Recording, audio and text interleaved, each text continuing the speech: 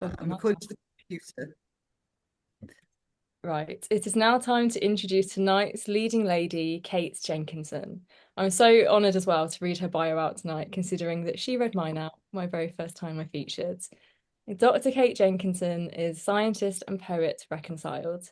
She's one of a handful of LinkedIn business poets. She likes hats and writes about the many ones she wears. As you can see, I'm paying tribute to that fact tonight. She is well known for wearing wonderfully diverse and colourful hats when she performs and is remembered for making people cry. A bit like a poetic onion, I'm going to say, but always in a good way. In 2022, she performed her TEDx talk, Poetry Never Abandons Us.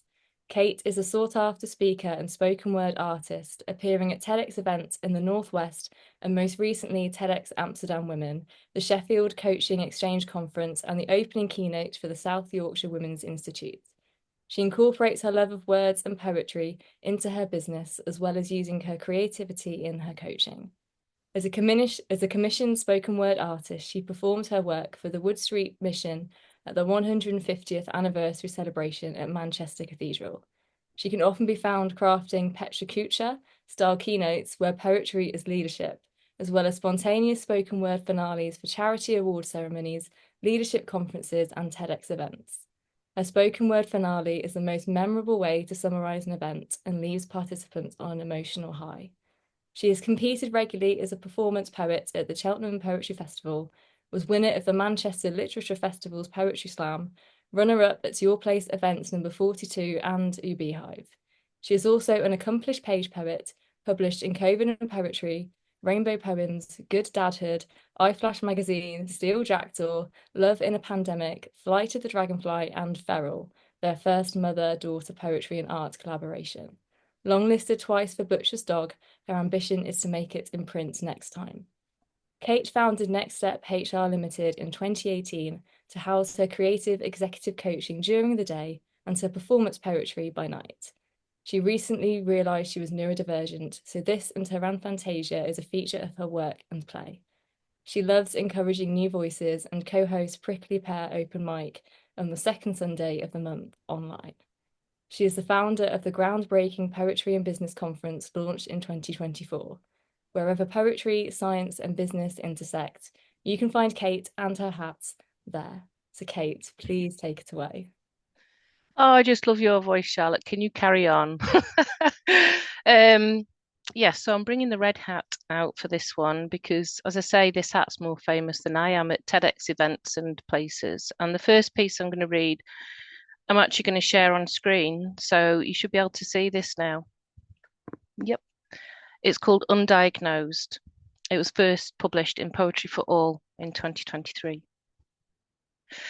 An abundance of areas demanding my attention. How can I prioritize them? Don't tell me to. Just focus. Are you aware of your bias? Describing me as lazy, however hard I work, it just doesn't ever seem to be enough. And I try to imagine every slight disaster scenario planning as I go, hoping I get it right this time, despite your constant criticism. And sometimes you are kind, deciding to ask me what I need. How can I say what it is when I don't even know myself?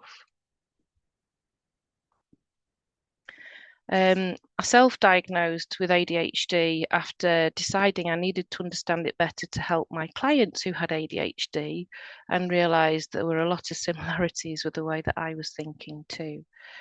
My next poem is called Cookie Cutter Creativity, and this I always dedicate it to the wonderful high school that my daughter went to, that seemed to just inspire this. So if I sound like a teacher in the way I read it, that's what I'm parodying.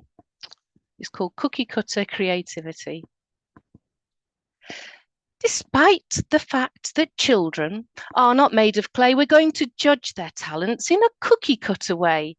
We decide the rules of play, the A's, the B's, the C's, the D's, and we'll label everything they say. So they will fail to succeed unless they tick our box in a cookie cutter way. We've made it very clear that answer must be ours. Their originality and lateral thinking are a waste of their thinking powers. They must learn to curb creative thought and learn everything by rote. So no matter if they're bored, unless it ticks our box, their thinking is clearly flawed. So despite the fact that children are not made of clay, we're going to judge their talents in a cookie cutter way. So it really is annoying when they interpret someone's poem with a phrasal form that does not conform because it means I cannot tick the box that says they understand how to behave in a cookie cutter way. And it's even more frustrating when their talent shines all day. But they won't let me catch it and control it because they are not made of clay and it's so much easier to compare them in a cookie cutter way. So now they are all labelled wrong, and we're both disturbed by this. But rather than it be our problem, it's clearly they who've got it wrong. So please change your personalities, children, to reflect our worldview. Then we can tick our little box, which dispenses with the problem that is you. And yet, despite the fact that people are not made of clay, organisations persist their measuring in a cookie cutter way. Our collective creativity will be performance managed away. So the human work experience is only ever shades of beige.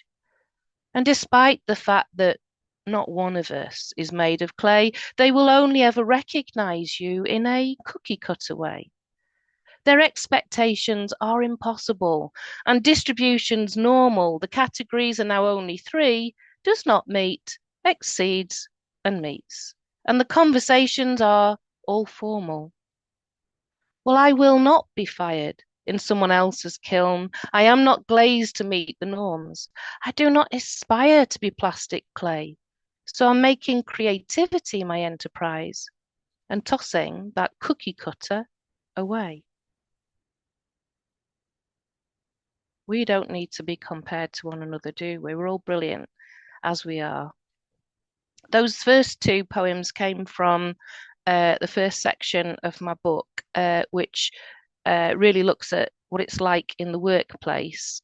And then I moved into the second section of the book, which is about everything that grows starts in the dark. So I didn't realize any of these things about myself for quite some time. But luckily, I was very much loved by my mum. And this poem is called Love Equals, and it's after A Portable Paradise by Roger Robinson. And when you sat me, trembling on your knee, unable to speak my terror through sobs of another maths lesson I couldn't bear, you took me home. All day I played shop, selling ice cream cones of cotton wool, gaining confidence to show up at school again. In my pocket, a rough blue, rubbed round eraser, so I could remember that I am not defined by my long division mistakes. I guess that's when my love of symbols started. So, I had a rubber, as they were called, collection. I now have a hat collection, which also gives me confidence when I feel vulnerable. The next one is called Missing in Action, and it's one of those onion poems. It's layered. It might sound like it's about teaspoons because we all have the problem of them going missing, but it's also about energy, neurodivergent energy. Missing in action. Where do all my teaspoons go? I scratch my head, jangle the survivors in their tray. Wonder if the escapees swam to safety with the dregs of last night's takeaway.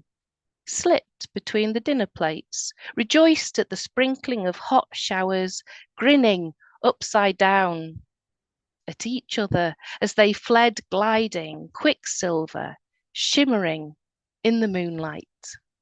Those darn spoons, off they went.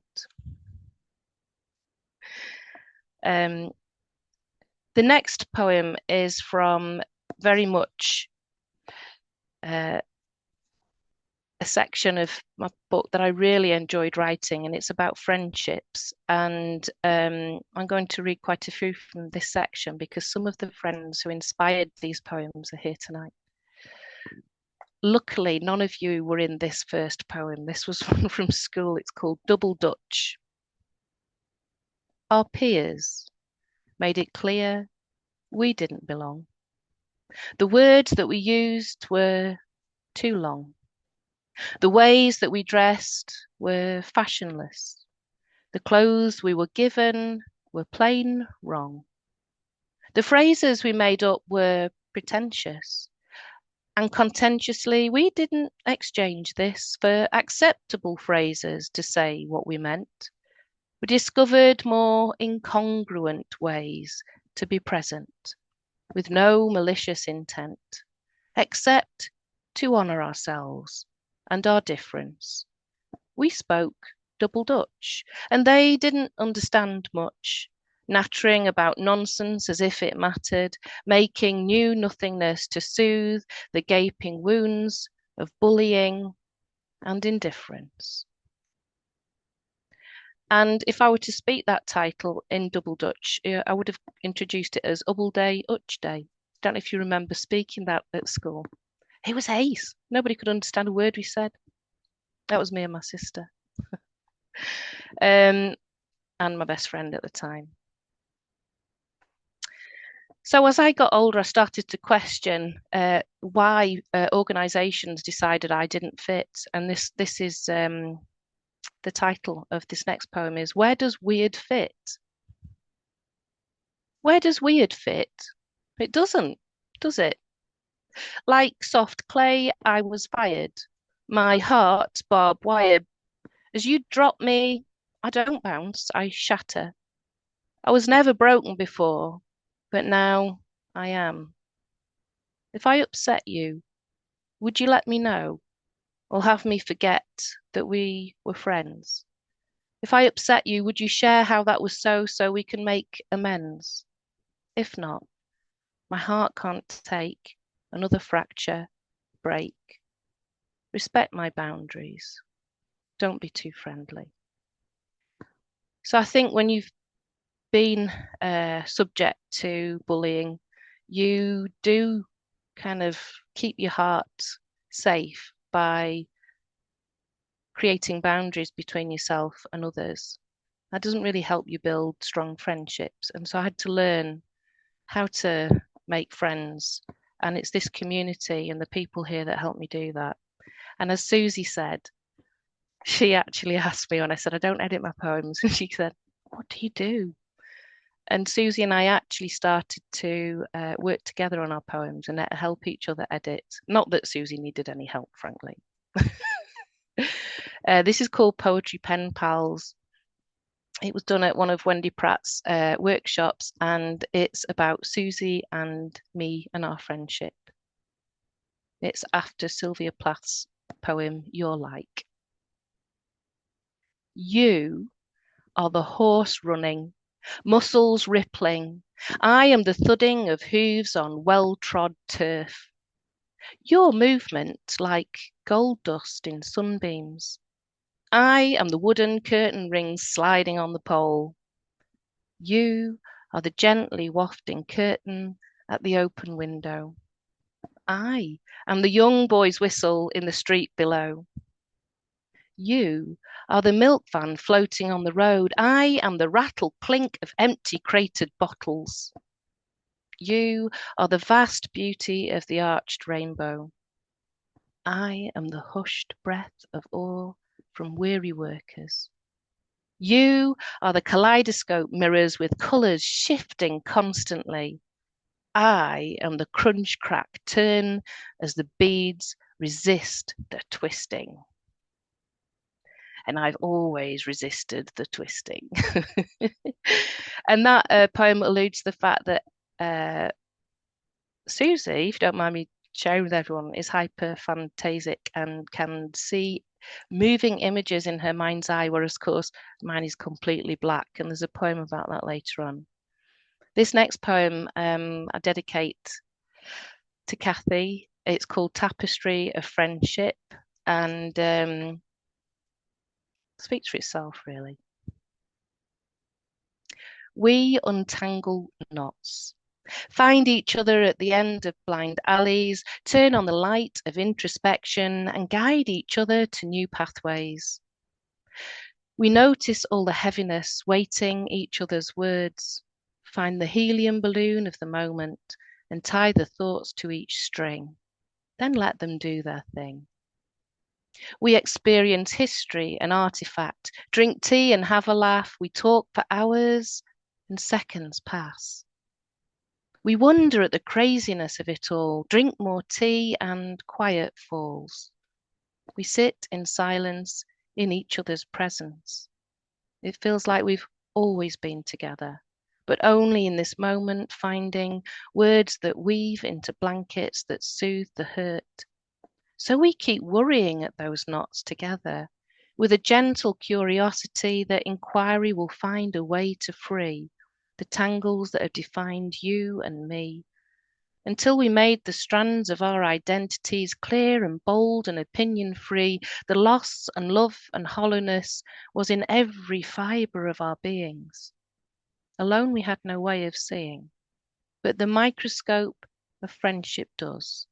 It shifts and sorts and heals us both.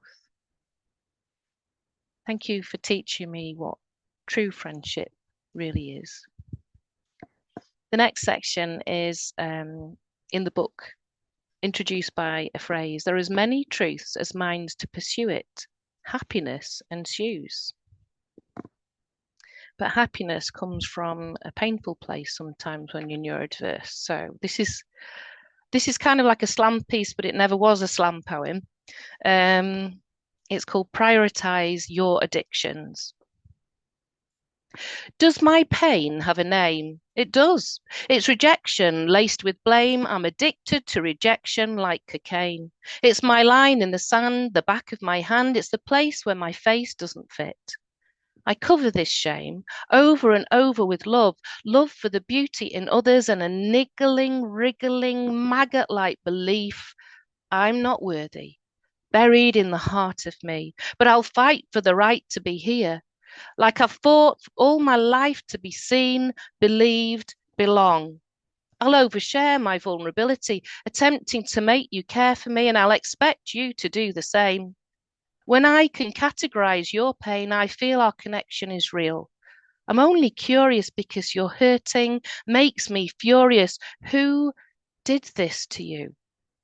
It would please me to release the locks chaining your heart and pinning you down like a butterfly preserved, reduced to mundanity. And your heart can't beat if constrained by your fear. And your love can't animate your dreams if sleep doesn't keep you immersed deep enough. And your life can't be lived to the extremes of your joy if your boundaries are smaller than your happiness.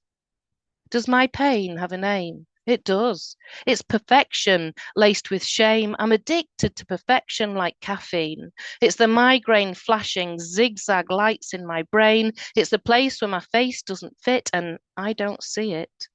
I hide the shame with unconditional love, love for the wonder of others and a niggling, wriggling, maggot-like belief I'm never worthy. But I'll fight for the right to be heard, especially in places where my face doesn't fit. I fought all my life to be seen, believed, belong. But I wonder if I don't hurt, am I really here?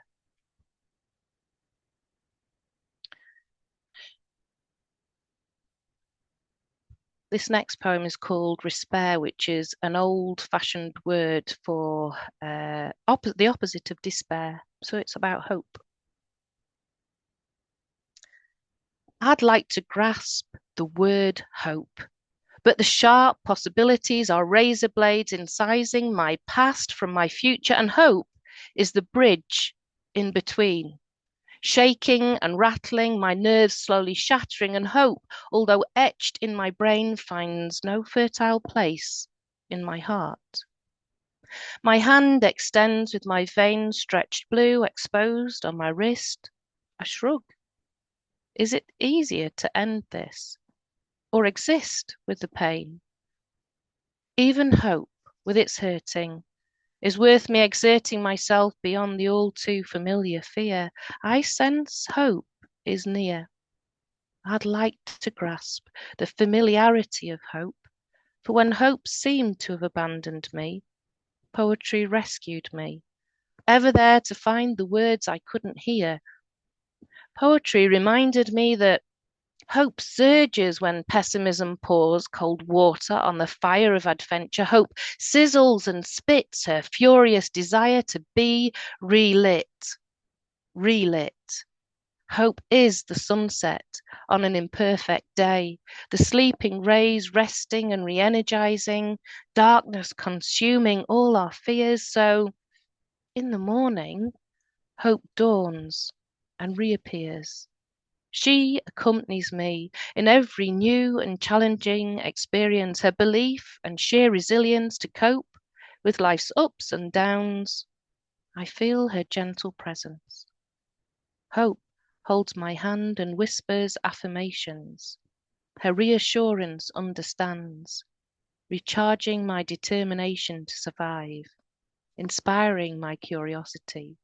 Hope keeps me alive.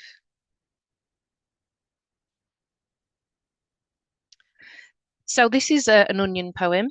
This has layers. It also has chocolate references. I call it my Malteser poem. It's actually not the title, but I love the hat that goes with this poem. It's called And Then There Were Four. So what I'd like you to do is just notice any chocolate references and maybe in the chat put how many you counted.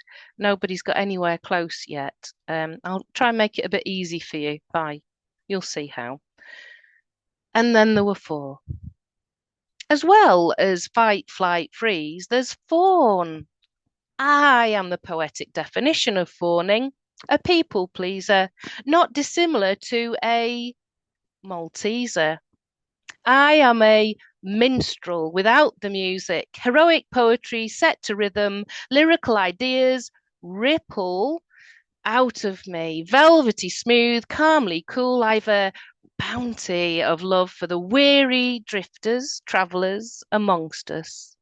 The well-loved, much misunderstood Malteser, the cheeky teaser, topic idea conceiver, moment seizer, the nation's favourite chocolate sweet, one chomp, one suck, and all shape is lost. Sugar highs crash into honeycomb crumbs, all my boundaries collapsed and crossed. I'm crossing the line thinking I've finished a winner, but every time I'm fudging the line of your trust. This neurodiversity boundary between you and me makes careful communication a must. My right is your wrong, your right is a mystery to me. I may be consumed, surrounded by your common sense, but this is my originality. I don't see the difference, don't follow the inference, never know the offence I've committed. I know I'm not limited by been there befores or not contained by this is the way it's always been done. If there's a new way to see it, a better way to be it, I'm going to follow that path. If you judge a fish by its ability to climb trees, it will live its life believing it is stupid. I am that fish. I'm a breath of fresh air, oh yes.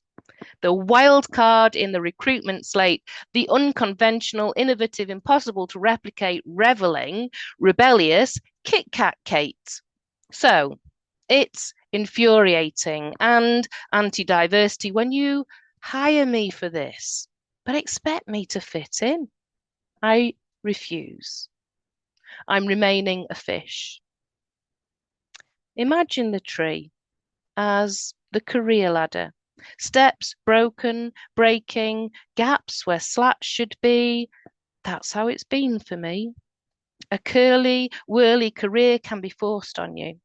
You get pushed off, time out, time after time. Still, you try to climb back to where you were before. It's snakes and ladders with loaded dice. That's why Maltesers fawn. That's why fish drown in air.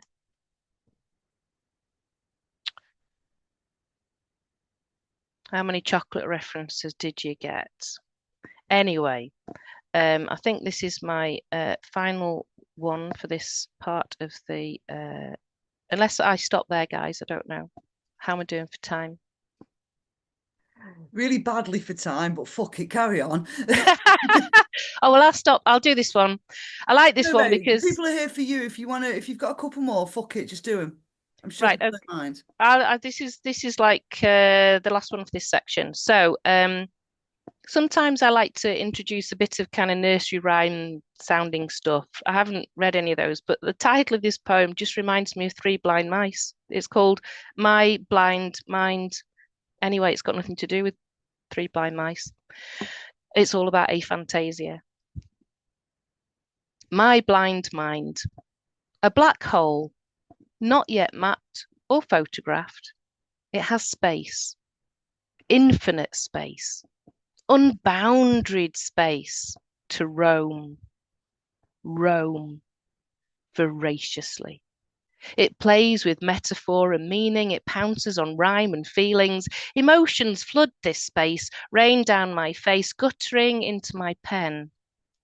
Words weep from the point, puddle on the page, drowning out your voice, making my mind, that invisible, lonely bleakness, known. So yeah, we'll stop there because there's some We final don't, pieces to do later. we don't want you to. That was fabulous. You do have another 5 minutes at the end as well. You are going to I be do, the finale. yes, Oh yeah, that's enough. Kate, that was pretty good.